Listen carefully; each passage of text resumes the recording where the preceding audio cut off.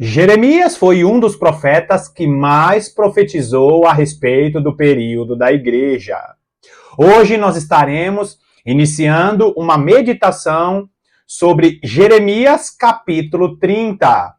E eu já vou adiantando, você precisa conhecer os estudos, as meditações que são paralelas a esse vídeo. Eu vou deixar aqui na descrição os vídeos que fazem conexões com esse vídeo aqui, combinado? Seja muito bem-vindo a mais essa meditação do canal A Lâmpada para os Meus Pés.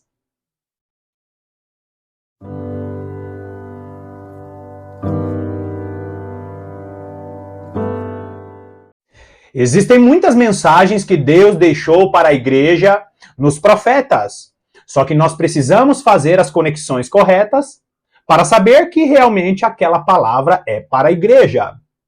Nós sabemos que toda a Escritura, como disse o apóstolo Paulo e principalmente o apóstolo Pedro, toda a Escritura, ela serve para a consolação, ela serve para a exortação e para direcionar o homem para o caminho correto. Só que tem algumas palavras que Deus deixou para que façamos as conexões corretas. Jeremias, ele profetizou para o Israel da época dele, o Israel que sofreria e que sofreu com o cativeiro babilônico, mas Deus, ele sempre faz com que seus profetas profetizem para o Israel da época deles, mas essa profecia, ela ganha uma expansão e às vezes essa profecia, ela ganha uma extensão de até 2000 anos. Vai lá comigo em Jeremias capítulo 30. Jeremias capítulo 30, nós vamos ler a partir do versículo 1, e hoje nós vamos ler dos versículos 1 até o 15. Dos versículos 1 ao 15, o versículo 1, 2 e 3 diz assim: Palavra que do Senhor veio a Jeremias, dizendo: Assim fala o Senhor, Deus de Israel, escreve num livro todas as palavras que eu disse. Uma das coisas importantíssimas que nós temos que compreender nesta fala aparentemente simples do Senhor é que Deus, ele permite que os seus profetas, que os seus escribas, que os seus escritores façam registros, porque Deus, ele usa o sotaque humano para revelar a mensagem que vem do céu. Se Deus, ele tem colocado algo em seu coração, saiba que é muito importante que você registre. A Bíblia Sagrada, ela é um livro escrito com as letras humanas, porque Deus, ele sabe que o homem não pode suportar as palavras que são ditas lá no céu. Você sabe quando o apóstolo Paulo, ele começa a relatar a experiência que ele teve, e ele diz assim: olha, um homem que subiu ao terceiro céu, e lá ele ouvia palavras inefáveis, palavras que não eram permitidas que o homem compreendesse ou que o homem falasse. Palavras inefáveis, palavras que com os nossos ouvidos naturais nós não conseguimos compreender. Então, grava bem essas duas situações lendo esse versículo 2. Primeiro, se Deus ele tem revelado a você através da palavra, tudo passa pela palavra. Se Deus tem revelado a você situações, registre as revelações que Deus tem dado a você. Escreva, digite. Segunda coisa, a Bíblia Sagrada, ela foi escrita, e ela é escrita e foi escrita por homens, justamente porque Deus, ele deu um sotaque humano para que a humanidade tivesse a revelação em suas mãos. Mas somente vai entender essas revelações aqueles que se esmerarem para compreender essas palavras. A Bíblia Sagrada, quando nós falamos de salvação, qualquer pessoa do mundo, qualquer pessoa simples pode compreender o plano de salvação. Só existe um Senhor, só existe um Salvador, só existe um mediador entre Deus e os homens, esse é Jesus Cristo. A salvação, ela só vem através de Jesus Cristo. Não existe outros deuses, não existe outras religiões, só existe um Senhor e Salvador. As outras religiões, os outros deuses, os outros mentores só existem por causa do pecado do homem.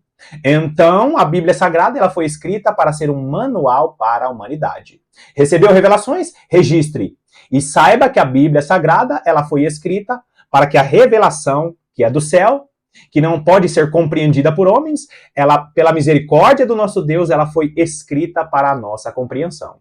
Por isso que ele diz a Jeremias, Jeremias, escreve essas palavras que eu estou te dizendo. Escreve num livro todas essas palavras. Olha o versículo 3. Porque eis que vem dias, diz o Senhor, em que mudarei a sorte do meu povo, de Israel e de Judá. Diz o Senhor, falo-eis voltar para a terra que dei a seus pais e a possuirão. Olha só. Primeiro ele diz assim, mudarei a sorte do meu povo. Peraí, ele está falando no singular, um povo só. Só que ele cita Israel e Judá. O nosso Deus, ele olha para o seu povo aqui na terra e ele não vê várias denominações. Na época do Israel de Jeremias, ele não via dois reinos divididos, ele não via várias tribos, ainda que a divisão das tribos ajudava na cooperação de cada tribo ali tinha sua função, mas Deus olha para o seu povo na terra como um povo só. Não existe batistas, não existe pentecostais. As denominações, com suas várias características, constituem um povo só. Agora, esse versículo 3, ele nos mostra que ele está falando com a igreja. E eu não vou ser chato e repetitivo aqui. Quando ele fala Israel e Judá, você sabe sobre qual ensino, sobre qual estudo eu estou falando. Há muito tempo eu estou falando sobre o ensino das duas casas de Israel, e esse texto ele faz a conexão perfeita para que a igreja entenda. Deus, através do profeta Jeremias, não estava falando apenas para o Israel, que estava dividido em dois reinos na época dele. E Jeremias estava falando com a igreja, e principalmente com a igreja do tempo do fim. E ele diz assim, eis que vem dias, diz o Senhor, mudarei a sorte do meu povo, Israel e de Judá. Fá-los-ei voltar à terra que dei a seus pais e a possuirão. Uma das doutrinas mais disseminadas ao redor do mundo, nos seminários, nas escolas de teologia, é de que a igreja será arrebatada e vai morar no céu.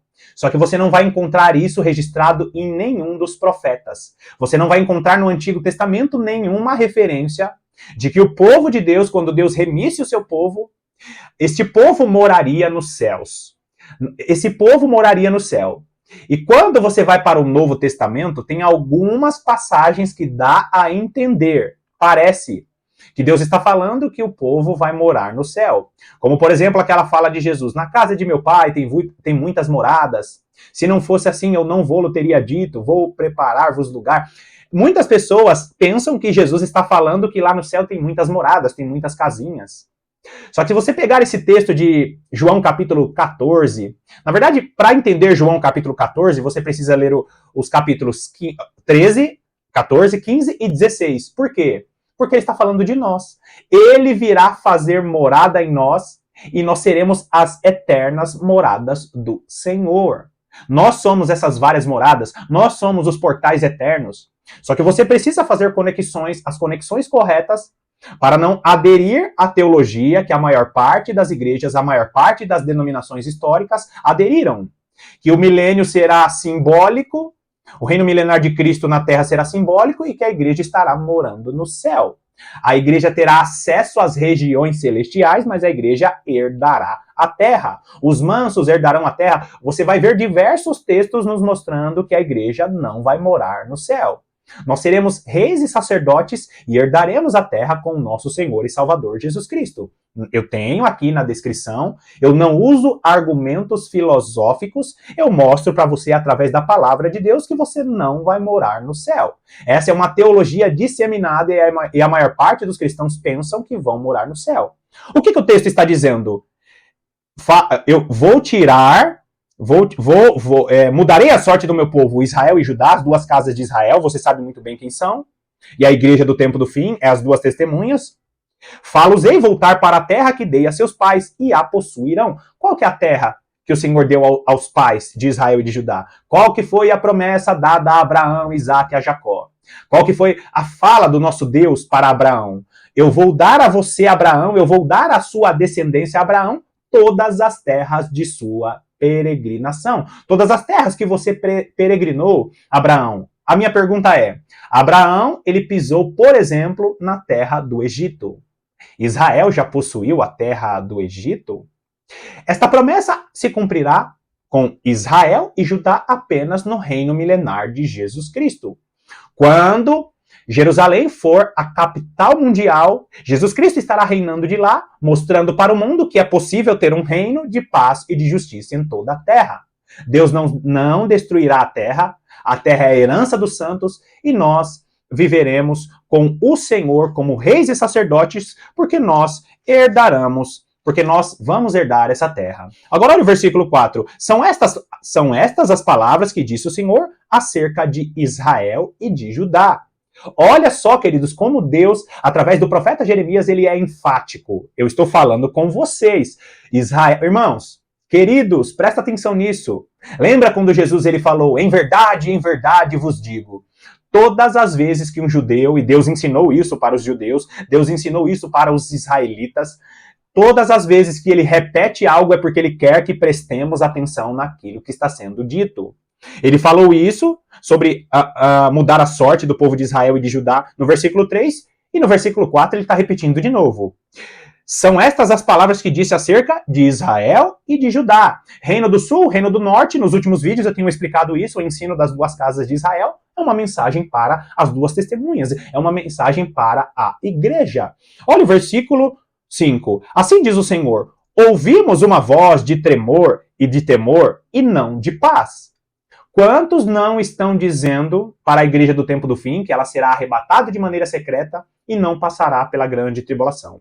Quantos não estão ensinando que haverá um período de paz para a igreja, conforto e consolo, e vão ficar pessoas aqui na terra sofrendo com a grande tribulação, enquanto a igreja ficará no céu nas bodas do Cordeiro? Você não vai encontrar referência nenhuma na palavra de Deus a respeito disso, de 7 anos nas bodas do Cordeiro, porque essa é uma teologia baseada na inspiração do Principado da Grécia. O antropocentrismo, que coloca a dedução humana para traduzir a Bíblia, quando na realidade a Bíblia explica a própria Bíblia.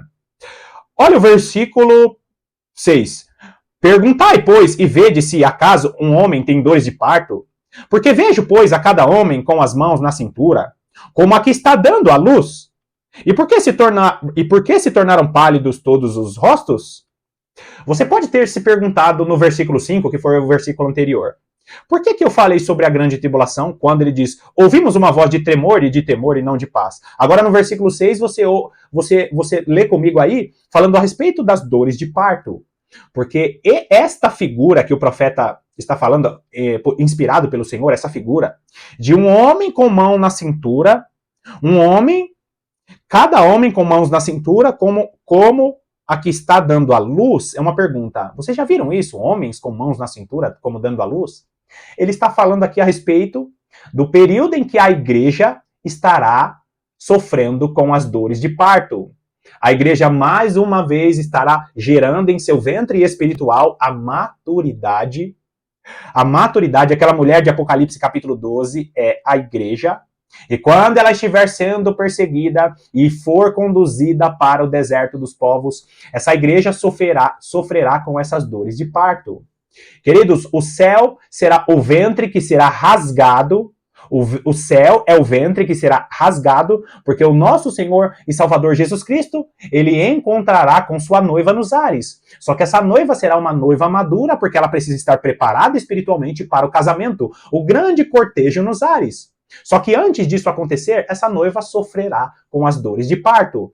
Dores de parto são todas as coisas, as situações, as perseguições que nós sofremos, os momentos difíceis da nossa vida, e no período do fim serão as dores da perseguição, que quando acabar aquelas dores de parto, a igreja estará gerando poder e autoridade e a maturidade espiritual.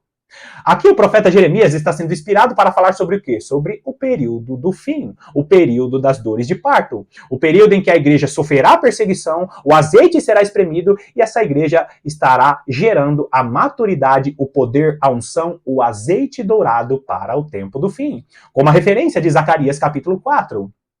Continua lendo o texto, olha o versículo 7. Ah, que grande é aquele dia, e não há outro semelhante. É tempo de angústia para Jacó, ele, porém, será livre dela. Queridos, a angústia de Jacó. Quando o texto fala a respeito da angústia de Jacó, ele está falando sobre o epicentro da grande tribulação, que é justamente a aflição de Jacó, a aflição do reino de Judá. Você sabe muito bem, você que acompanha aqui o canal, que Judá é justamente a parte das duas testemunhas que representam os judeus. O epicentro da grande tribulação, o ápice da grande tribulação, será nos 3 anos e meio finais, e o ápice dela, o epicentro dela, será lá em Israel. Deus promoverá a aflição de Jacó, porque mais uma vez os judeus não reconheceram o Messias. Você vai ver essa referência em Zacarias capítulo 4, Miqueias. Nós vamos ver o profeta Miqueias dizendo, os profetas dizendo que Jacó sofrerá com essa aflição, porque muitos deles vão sofrer com as nações que estarão ao redor deles, promovendo ali a abominação desoladora. Os exércitos daquela grande religião, os exércitos que descendem de Ismael, são exércitos que vão estar ao redor de Israel, que em um período foi Nínive, aquele que maquina o mal contra o Senhor, que em um determinado período foi Edom, que em um determinado período foram todas aquelas nações que estiveram ali ao redor de Israel e que hoje têm outros nomes e que são conduzidos pelaquela grande religião que sempre faz oposição aos judeus e que fará oposição à igreja de Cristo no final. O epicentro da grande tribulação será lá em Israel. E ali nós veremos a angústia de Jacó. Olha o versículo 8. Naquele dia, diz o Senhor dos Exércitos, eu quebrarei o seu jugo de sobre o teu pescoço, e quebrarei os teus canzis, e nunca mais estrangeiros farão escravo este povo. O que ele está dizendo? Que naquele dia, todo esse sistema de escravidão, com Israel que nós conhecemos e também com todo o povo de Deus ao redor do mundo, todo esse sistema de escravidão, todos esses canzis, que era aquela espécie de cadeia, de fechadura que era colocado no pescoço dos animais. Nós vamos ver no filme de Jeremias, mostra muito bem aquilo, ele preso com suas mãos e o seu pescoço ali, com aquelas fechaduras que eram usadas normalmente para dominar animais. Com o decorrer dos anos, aquilo foi usado para conduzir presos a lugares diferentes, né? Na verdade, transportar presos para que eles não fugissem, para que eles não tentassem alguma coisa no período de transporte.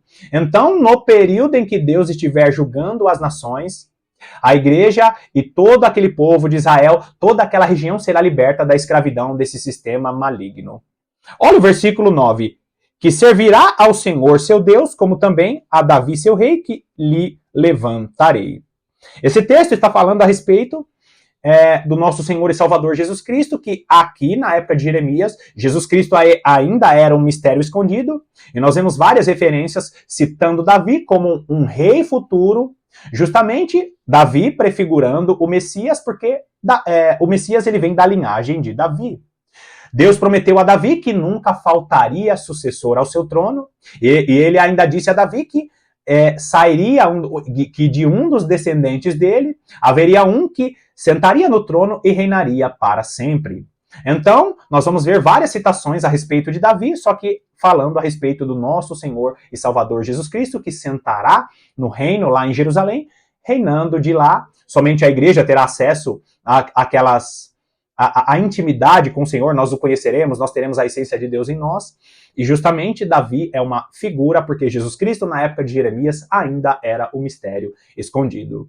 Olha o versículo 10. Não temas, pois, servo meu Jacó, diz o Senhor, nem te espantes, ó Israel. Mais uma vez ele sendo enfático, dando ênfase às duas casas de Israel, judeus e gentios, as duas testemunhas do tempo do fim.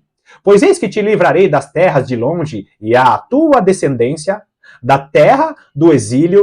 Jacó voltará e ficará tranquilo e em sossego, e não haverá quem o atemorize. A promessa que Deus está fazendo para as duas casas de Israel e para Jacó. Você sabia que Deus tem promessas para o Israel na carne? Para aquele Israel que está lá naquela região?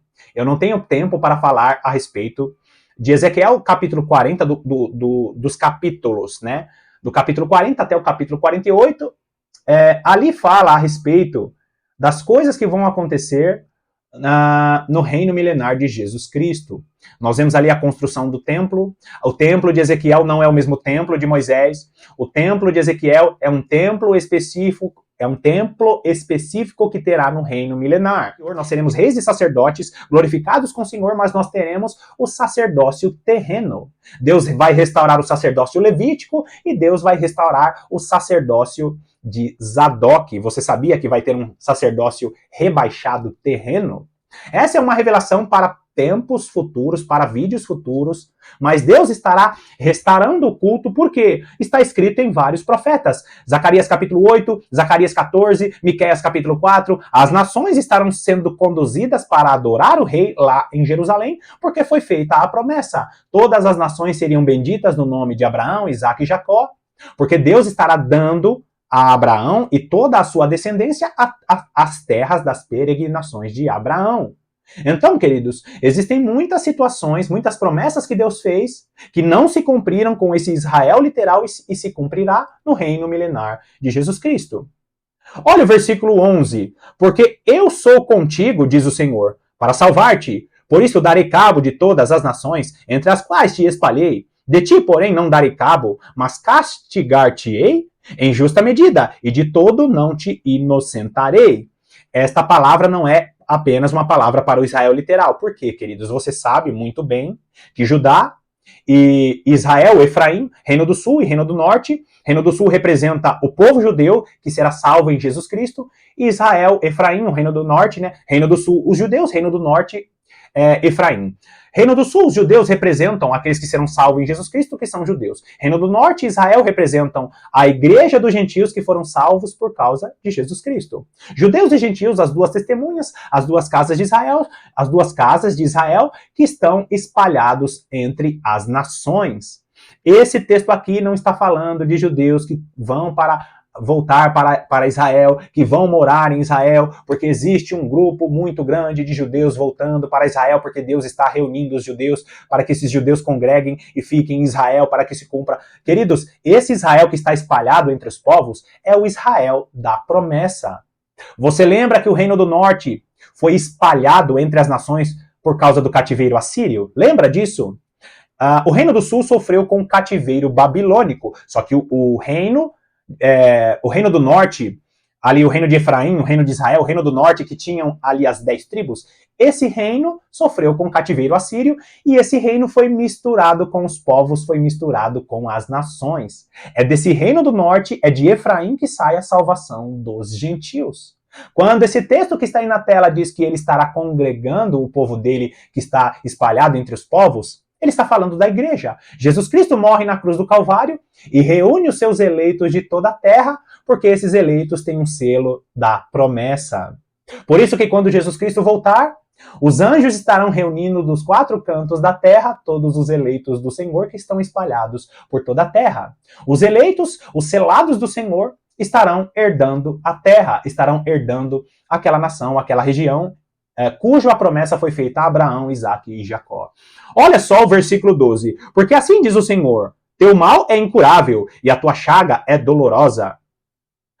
Não há quem defenda a tua causa para a tua ferida. Não tem remédios nem emplasto. Olha só, queridos, o que ele está dizendo aqui? As duas casas de Israel, na época de Jeremias, eles são a semente do que seria a igreja de Jesus Cristo no futuro. O Reino do Sul, o Reino do Norte. E aqui estava sendo dada uma palavra, porque eles tinham pecado de tal maneira, justamente porque o Reino do Norte tinha sido tomado pela Síria, ou seja, uma ferida dura, porque o Reino do Norte passou a não existir mais. E em seguida, o reino de Judá, que é o reino do sul, com as duas tribos Judá e Benjamim, foram tomados pela Babilônia. Seria uma ferida quase que mortal, mas Deus ele dá uma esperança, porque ele restauraria essas duas casas de Israel, porque Jesus Cristo morre na cruz do Calvário e grande foi o dia de Jezreel. O livro do profeta Oséias é dedicado para falar sobre essa restauração. Que Deus estaria restaurando os povos que descenderiam desse reino de Judá e reino de Israel. E Deus está dizendo aqui, olha, parece que é incurável. Olha só o versículo 14. Todos os teus amantes se esqueceram de ti, já não perguntam por ti, porque te feri com ferida de inimigo e com castigo de cruel, por causa da grandeza da tua maldade e da multidão de teus pecados. Olha só a palavra dura que Deus está dando para o Israel, para as duas casas de Israel, que era esse reino dividido da época do profeta Jeremias. Versículo 15. Porque gritas por motivo da tua ferida? Tua dor é incurável, por causa da grandeza da tua maldade e da multidão de seus pecados, é que eu fiz estas coisas. Então, queridos, nós estamos vendo aqui Deus dando uma palavra dura para o Israel, para as duas casas de Israel da época do profeta Jeremias, só que dessas duas casas sairiam aqueles judeus e gentios que, por causa do sacrifício de Jesus Cristo na cruz do Calvário, se tornariam, as duas testemunhas se tornariam parte ou se tornariam a família de Deus. Bom, nós vamos parar por aqui no versículo 15 e nós vamos dar continuidade. Este vídeo aqui terá continuação, assista a parte 2, porque o profeta Jeremias ele profetiza coisas importantíssimas para o período da igreja. Mais uma vez eu te agradeço pela sua companhia, reforço e peço para você, por favor, nos ajude financeiramente, se tornando membro do canal, você que gosta do canal, você que tem sido abençoado pelas mensagens, pelos estudos, pelas meditações, se torne membro do canal, nos ajude com contribuições mensais, para que através desses recursos nós possamos melhorar a qualidade do nosso canal. Que Deus te abençoe poderosamente e eu estou te aguardando aqui para a parte 2.